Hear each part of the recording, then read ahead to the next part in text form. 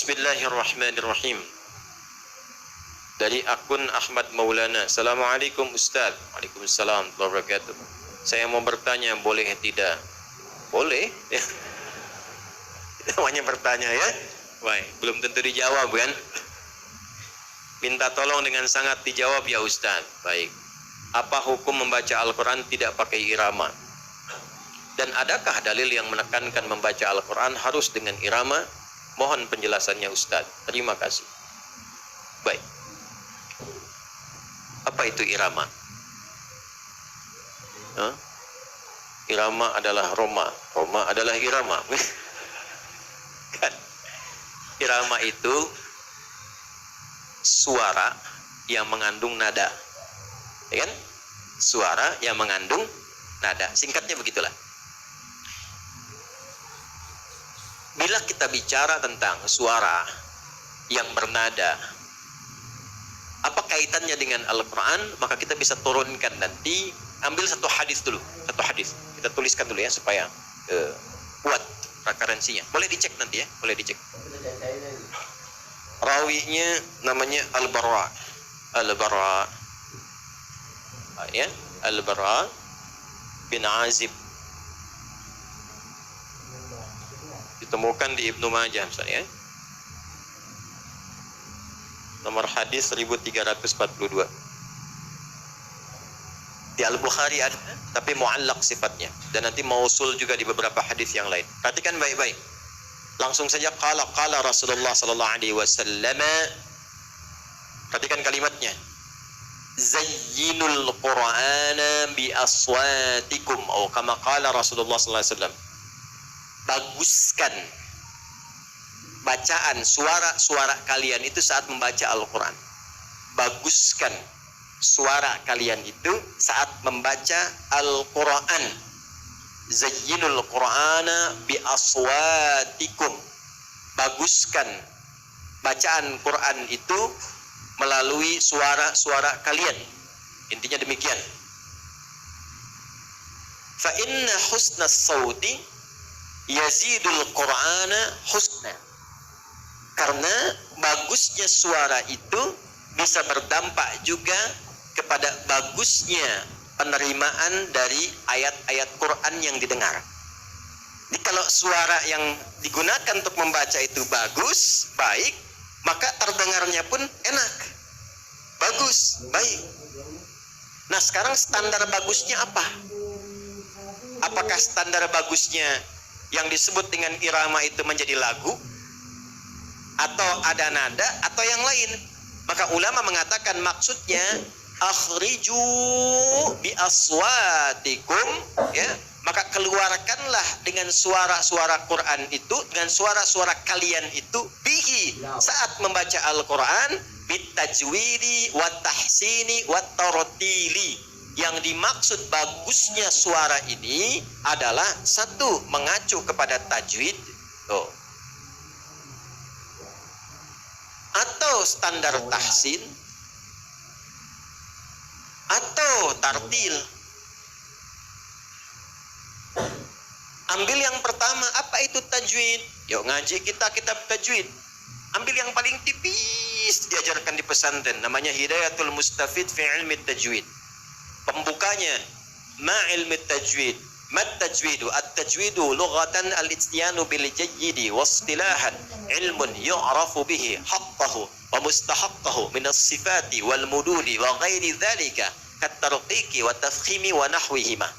Ma ghayatu ilmi at-tajwidi ghayatuhu bulughun nihayati fi itqani lafdil qur'ani alamatu luqiyya min al-hadrati nabawiyyati afsahiyyati wa qila ghayatuhu sawnil lisani 'anil khata'i fi ita'i kitabillahi ta'ala.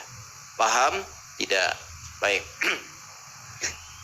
Apa itu tajwid? Itu saya pelajari di tahun 97.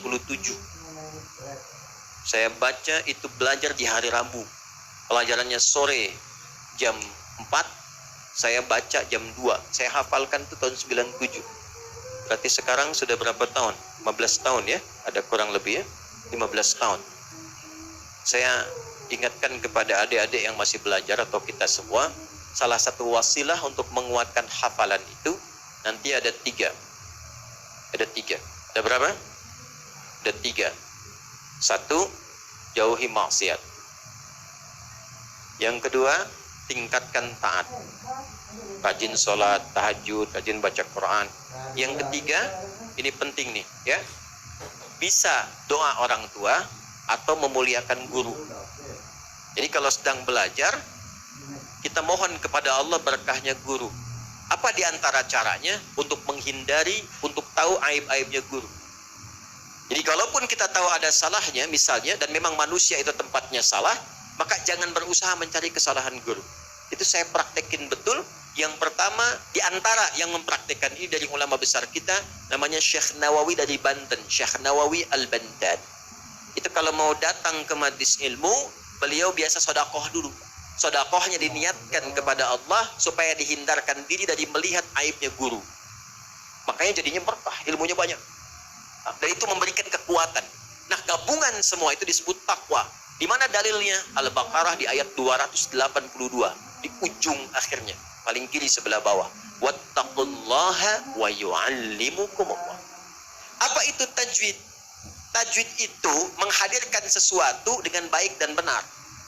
Kalau terkait dengan Quran, membaca Quran sesuai petunjuk yang diberikan oleh Nabi Sallallahu Alaihi Wasallam dengan aturan-aturan tertentu, mengucapkannya benar keluar dari tempatnya, plus dengan karakter sifat-sifat hurufnya. Singkatnya demikian, sehingga keluarlah panjang-panjang, pendek dibaca pendek. Tahu kapan menyambungkan, tahu kapan berhenti. Itu makomnya tajwid. Apakah dibaca berdengung? Apakah dibaca disambung? Apakah harus berhenti? Makomnya tajwid. Nah, di antara pembelajaran tajwid itu ada nanti materi-materi yang mengajarkan kita bacaan-bacaan tertentu. Misal yang paling gampang, ada yang namanya mad, dibaca panjang. Ya, baik mad tabi'i singkat dengan 2 harakat. 2 harakat tuh gini, asalnya harakat begini 1, ditambah lagi 1 begini. 1 tambah 1 jadi 2, biasanya dipasangkan tanda begini. 2 harakat itu kalau kita baca cepat di sini, tambah kecepatan yang sama dengan ini. Ya, misalnya fataha begini, fataha, fataha, fataha, tambah lagi pakai alif misalnya begini. Alif ini gambaran ini, 1 tambah 1 jadi 2, jadi begini tandanya. Maka dibacalah 2 harakat. 2 harakat itu gabungan baca ini dan ini. Ya, fathah dan fathah. Fataha, fataha, fataha. Nah, kalau nanti 4 harakat tinggal 1, 2, 3, 4. Kalau mau rumus cepatnya begini, setiap 2 harakat itu, taruhlah kita ambil misalnya 1 detik. Ya, jadi kalau 4 harakat berapa detik? 2 detik. Ya, kalau 6 harakat berapa detik? 3 detik. Setiap 2 harakat 1 detik. Itu paling gampangnya. Ya. Misal kalau 2 harakat 1 detik saja. Alif lam mim. Dan dalikal kitab. Dalikal 1 detik saja. Dalikal kitab la raiba fihi. Hudal lil muttaqin. Mad arid disukun bisa 2, bisa 4, bisa 6. Kalau mau 2, 1 detik. Hudal lil muttaqin. Ya, 4, 2 ketukan, 2 detik. Hudal lil muttaqin. 6 harakat, 3 detik, gampang. Hudal lil muttaqin. Selesai. Gampang kan? Halo, gampang?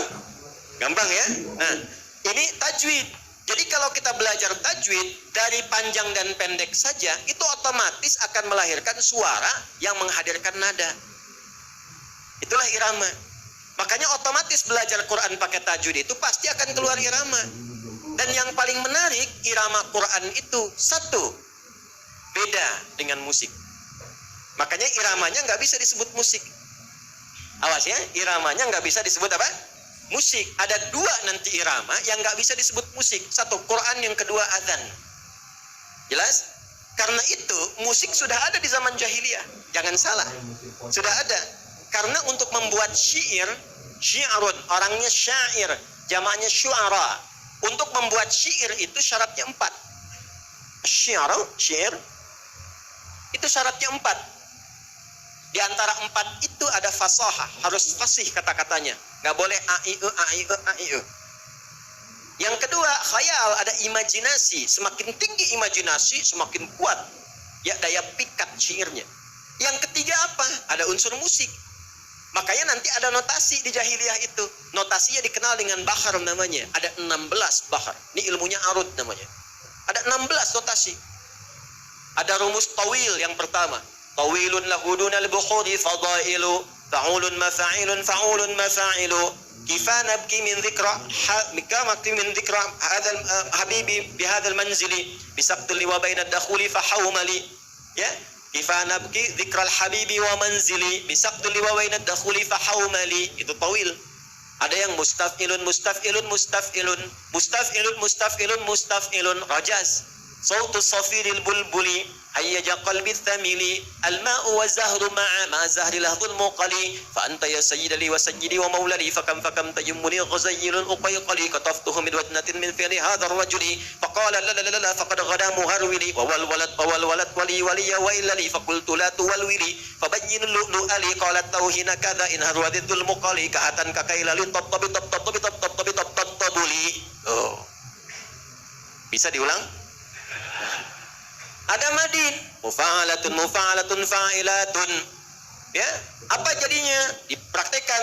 Tala'al badru alaina min thaniyatil. Itu madid, itu rumusnya. Orang jahiliyah udah punya semua, ada 16 rumus. Udah ada. Makanya ketika Quran diturunkan, nggak ada formulasi irama-irama yang menggunakan 16 ini. Makanya mereka tahu ini bukan musik. Mereka paham itu karena nggak ada satupun rumus musik dipraktekkan di Quran. Mereka tahu ini bukan buatan manusia, cuman karena gengsi aja menyoal. Mereka tahu Abu Jahal, Abu Lahab dan Abu yang lainnya itu, selain Abu Bakar dan yang baik-baik ya. Itu tahu mereka semua itu. Makanya dulu pun sahabat ngerti, syair tuh ngerti, banyak sahabat ngerti. Tapi nggak pernah ditemukan ada sahabat Nabi baca Quran pakai irama musik, itu nggak pernah. Anda pernah dengar nggak Abu Bakar misalnya baca surat Ad-Duha ya dengan rumus madid, wadduha wallaili idza saja? Pernah dengar? Nggak pernah. Karena iramanya beda. Karena itu nggak pernah ada sanadnya. Ya, kalau sudah ada tajwidnya, jangan dipaksakan pakai irama musik, karena itu nggak akan enak keterimanya. Iyyaka na'budu wa iyyaka nasta'in. Coba baca Quran gitu, bubar jamaah itu. Alam nashrah laka sadrak, nggak bisa. Wa wada'na anka wizrak, nggak bisa.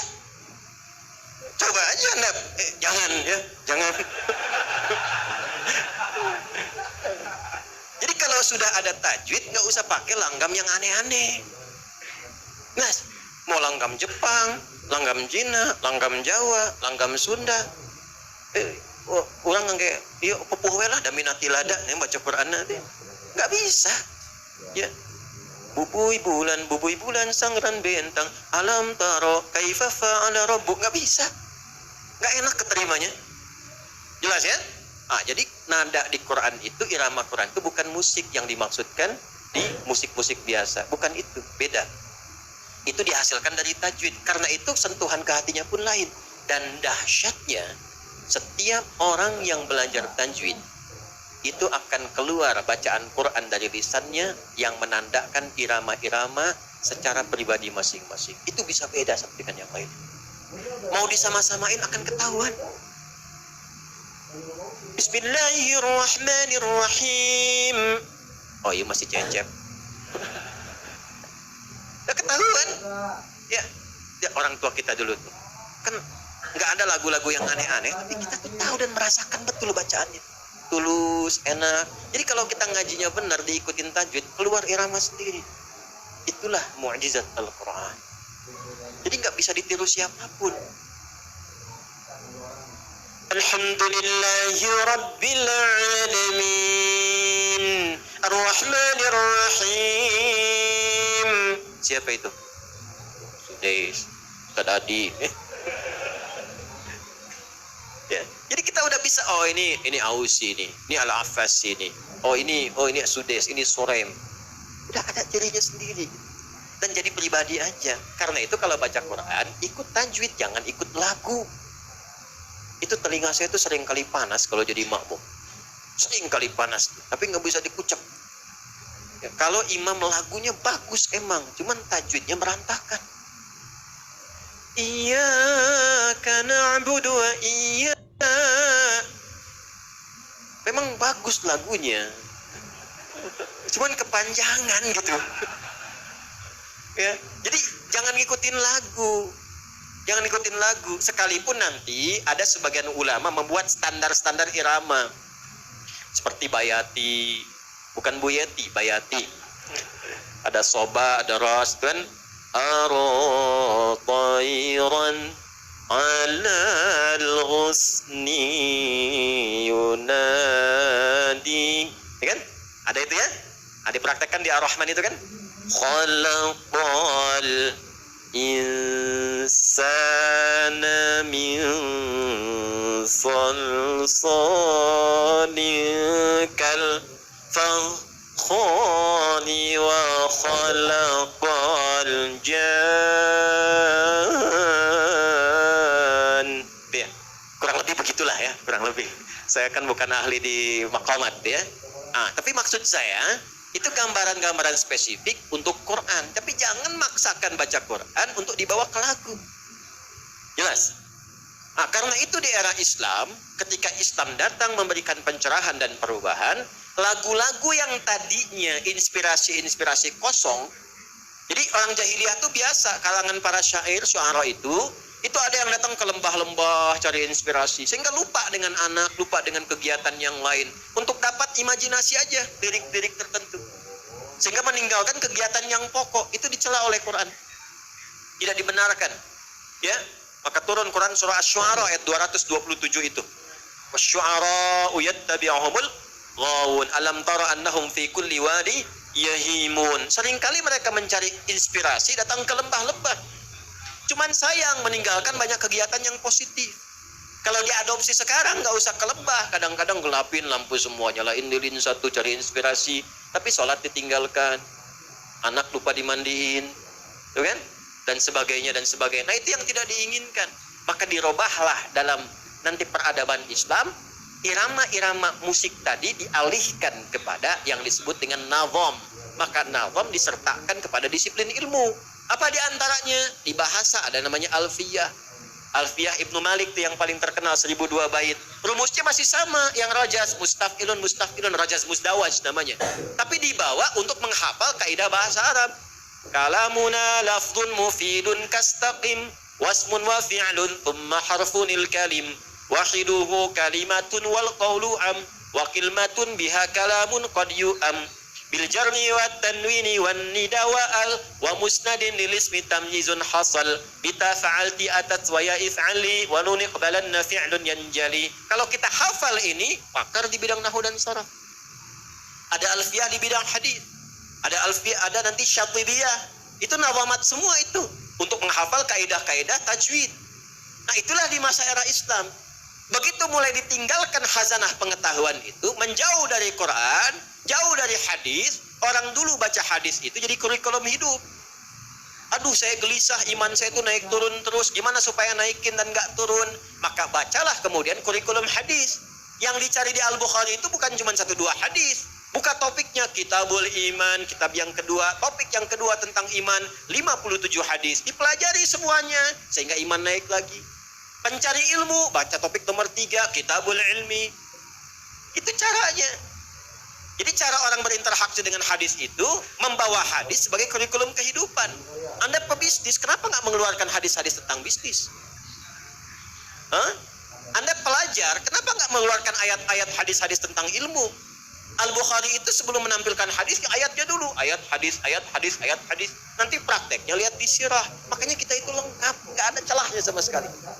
Begitu itu ditinggalkan, ngajinya satu, itu pun nggak jadi kurikulum hidup. Babnya di niat aja, innamal amalu binniyat, innamal amalu binniyat. Tapi di situ kita ini siapa sebagai seorang ayah? Saya tanya jujur aja malam ini. sebagai seorang ayah, pernah nggak mengeluarkan ayat-ayat bimbingan tentang menjadi ayah yang baik? Katanya pengikut Nabi, pernah nggak mengeluarkan hadis-hadis Nabi tentang ayah? Pernah nggak mengeluarkan ayat-ayat dan hadis tentang bagaimana tanggung jawab seorang anak terhadap orang tuanya? Ya bagaimana mau soleh kalau petunjuk kesolehan itu nggak pernah dibaca? Bagaimana mau benar kalau kebenaran itu nggak pernah dihadirkan? Harusnya baca, pahami, amalkan. Itulah muslim.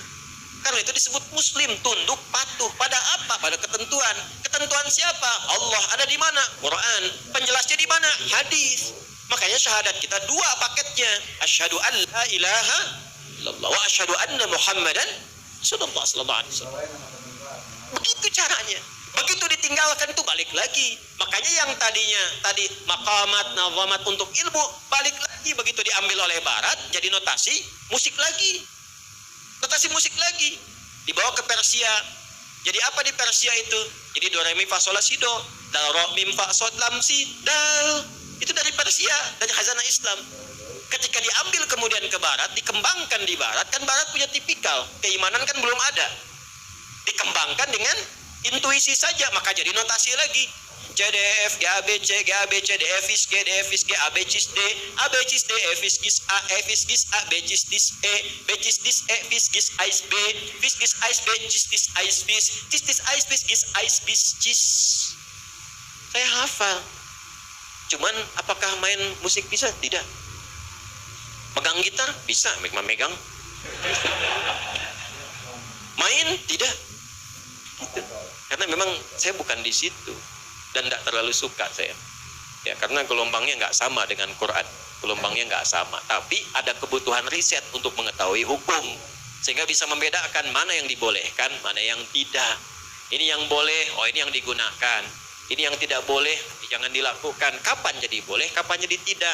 Dalilnya mana, alasannya apa, kaidahnya apa, sehingga keluarlah produk hukum. Itu kepentingannya. Halo? Nah, ya. Jadi saya kira terjawab ini ya.